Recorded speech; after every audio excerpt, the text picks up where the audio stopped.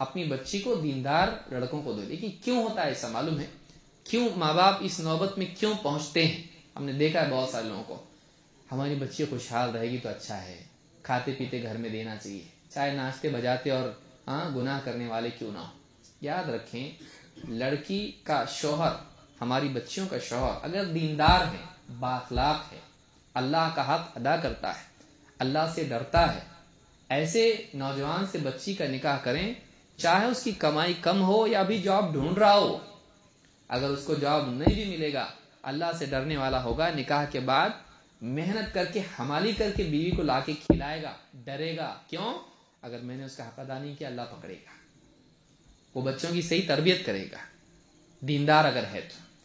دین ہے، پیسے والا ہے، آپ کی بچی پردے کے ساتھ گئی، نکاح کیا، اگر وہ دیندار نہیں ہے، کہے گا میرے دوست کی پارٹی میں جانا ہے، شادی میں جانا ہے، برقع نہیں چلتا، وہاں لوگ بولیں گے کیا کوے کو لے کے آیا، اتار برقع، چل میرے ساتھ.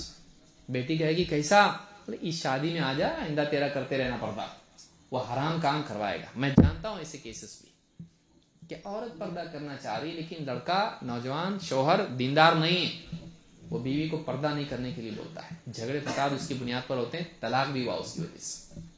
دیندار سے نکاح کریں اور مالدار کو نہ دیکھیں، دیندار کو دیکھیں. مال آج ہے کل جا بھی سکتا ہے. دیندار بااخلاق انسان، یہ ایک اعلیٰ صفت ہے جو غربت میں بھی کام آتی ہے. غریب بھی ہو لیکن بااخلاق ہو، دیندار ہو، زیادہ اچھا ہے. لیکن ماں باپ کیسا ہے؟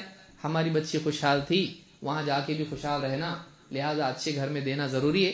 لڑکا ایسا ہے، تھوڑا 19-20 ہے، آج تو کل سدھر جائے گا. کیسے سدھرے گا وہ؟